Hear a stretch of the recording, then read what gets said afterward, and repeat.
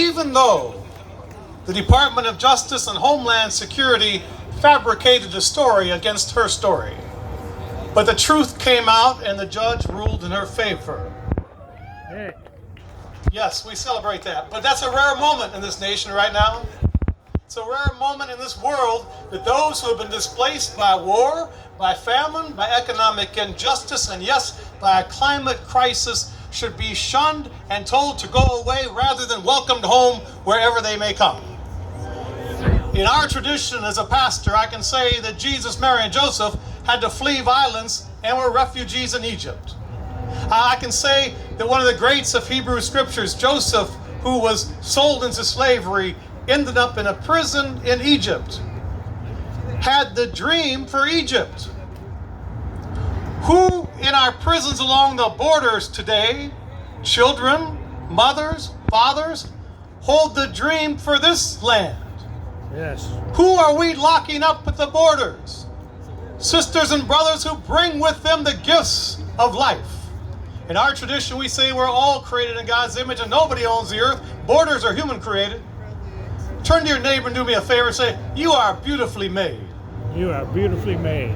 In the spirit of the group that just got through playing a minute ago, as everybody hugged each other, thank you for that music. And then turn to somebody else, whether you know them or nod, and say, aren't you beautiful? Aren't you beautiful?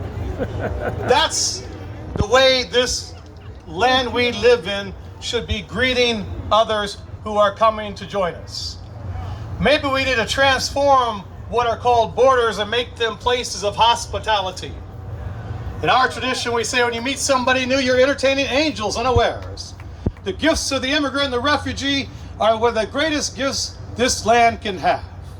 And we need to claim that now as people and stand up and march and fight in ways that are not violent, but fight in ways that are just and strong, and say enough is enough. And to say, and I will say it very clearly as I've said from our pulpit for several Sundays now, this administration has done so much damage to the earth. They have ignored what our young people have been saying now these past few weeks around the globe. And they have done more damage and harm to families and children from other countries, from Guatemala and Honduras, El Salvador. Keep going with me. And for that, they must resign. They have no business trying to govern in this land. They have no business when they align themselves with supremacies and white supremacists and nationalists. They have no business in the homophobic and Islamophobic ways that this nation is reacting, in the xenophobia that is not part of our faith traditions. My rabbi friends and imam friends and monks of other traditions, they'll tell you we agree. We are a human family that must rise up together to renew the face of this earth and to welcome and love one another in ways like we have never done before. You know, 25 years ago, this weekend, I was invited to the Presidio. It was the week that got turned over and became the People's Park, not a military base. Wouldn't that be wonderful around the world to be making parks out of bases? Yeah. But we were invited to the first ever White House Conference on the Environment, hosted by Al Gore. 350 of us were invited. I was doing national work for the church with young adults then. And only 3 of us were identified as faith leaders out of 350. People kind of say, why would you be interested in the environment? Well, it kind of goes back to the beginning for us, that we care for the creation and we care for one another.